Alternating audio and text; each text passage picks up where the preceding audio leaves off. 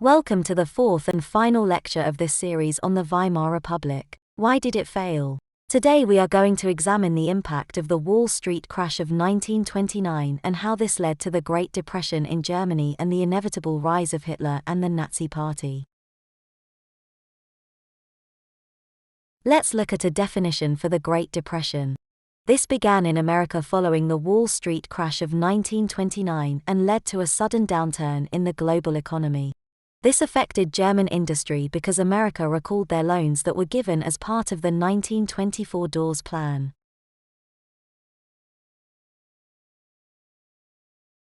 This lecture will be split into 4 parts. The first section will look at the concept of boom and bust that led to the Wall Street crash. We will then go on to explore the impact this has on the German economy. Next, we will examine how this placed significant political pressure on the Weimar Republic. Fourthly, we will examine how the Weimar Republic failed to turn the tide against the rise of extremist parties.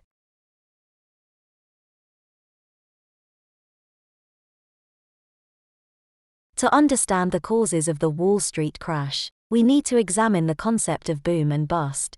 Imagine this circle is a private company that manufactures and sells a product, like washing machines, cars and hoovers, all of which were in high demand during the 1920s.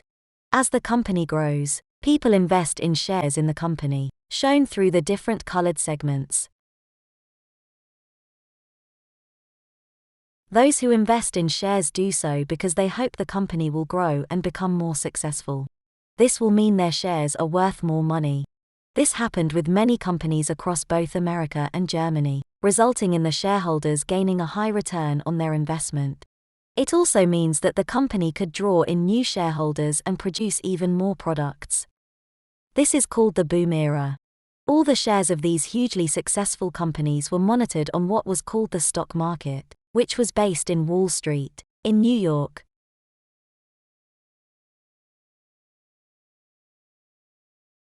However, the boom period grew out of control. People were taking out loans they could not afford and the American banks were borrowing money to lend it out so people could invest it into shares. On the 29th of October 1929, the stock market on Wall Street crashed. This meant the shares in companies suddenly plummeted. People's life savings put into shares suddenly lost value.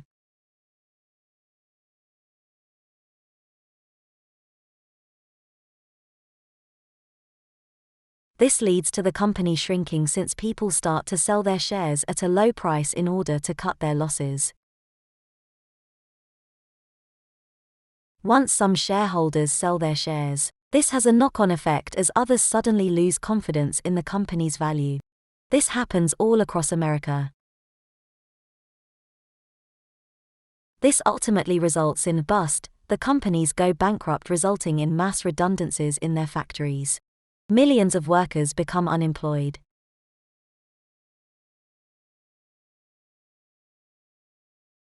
Then by the start of the 1930s it affects the companies in Germany that had gained American investment. This resulted in mass redundancies in factories across Germany.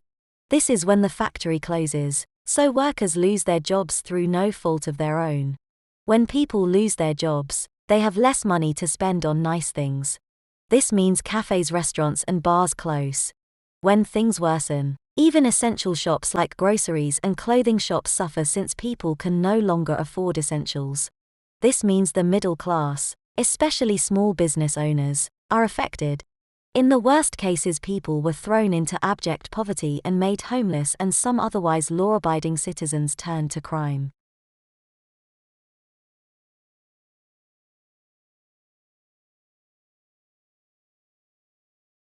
This places considerable pressure on the Weimar Republic, who need to respond to a crisis that is largely out of their control. It is made worse by the appearance of paramilitary gangs like the Nazi brown shirts, who were causing chaos on the city streets and even engaging in gang warfare against their rivals, the communists. With unemployment levels soaring, the Weimar Republic decided to cut the amount of unemployment benefit each family receives and to increase the amount of tax collected from workers. This was deemed a necessary hardship since the government needed to spread the welfare benefits over a much larger group of people. However, it meant they lost support from both the working and middle classes. It also didn't resolve the situation, and by 1933 6 million people were unemployed.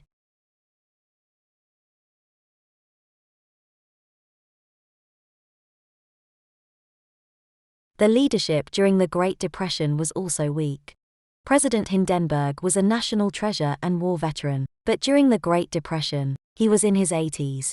He over-relied on Article 48 to rule by decree during this period because the Reichstag were unable to arrive at a consensus to deal with the crisis. This seriously undermined the democratic system. Furthermore, there were 3 chancellors in under 3 years. Brüning lasted from 1930 until 1932.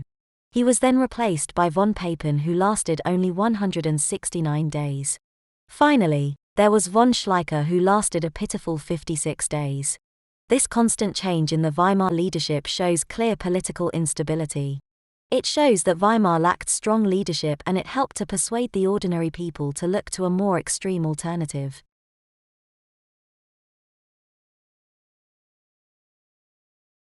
This is the pie chart we looked at in the first lecture, where I discussed how Weimar's constitution provided rocky foundations that made it harder for the Republic to succeed. The pie chart shows the impact of proportional representation. It meant lots of parties were able to gain seats in the Reichstag. During the late 1920s, when Germany was enjoying a period of prosperity, the moderate parties gained a high number of votes. The Nazi Party and Communist Party are represented as tiny slithers of brown and grey. This is because they couldn't gain more than a few seats each in the Reichstag, while the majority of people were content with the way in which Weimar was governed. Fast forward to 1933, and the Nazi Party have the largest number of seats, but still not enough to form a majority government. Their biggest rivals, the Communist Party, are represented in brown and have the second largest number of seats. This shows how people had lost faith in the moderate parties of the Republic and are turning to the two extremes. The Nazi Party promised strong leadership under single-party rule, where decisions would be made swiftly and firmly. They also promised to overthrow the damaging terms of the Treaty of Versailles and refused to pay the reparations bill. They used a simple slogan to appeal to workers: they would provide work and bread.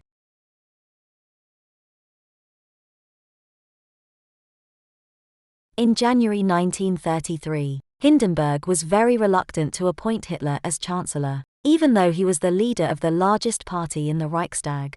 He rightly did not trust him to keep the Republic alive.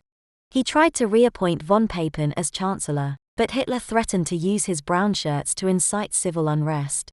Therefore, Hindenburg appointed Hitler as Chancellor, but appointed von Papen as his Vice-Chancellor. He mistakenly believed that, with von Papen's support, he would be able to control Hitler. He was wrong, and when Hindenburg passed away in August 1934, Hitler declared himself Führer of Germany simply.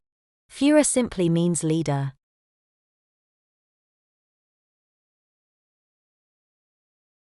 This punch cartoon shows the situation in January 1933. It shows Hitler hoisted up and then balancing between Hindenburg and von Papen. You can see that he is gripping the heads of Hindenburg and von Papen, a bit like a puppeteer grips the strings of his puppet. Von Papen's expression shows how uncomfortable he was in this new role. Hitler, on the other hand, is looking straight forward, determined. He is happy to crush the two men beneath him to achieve his ultimate goal.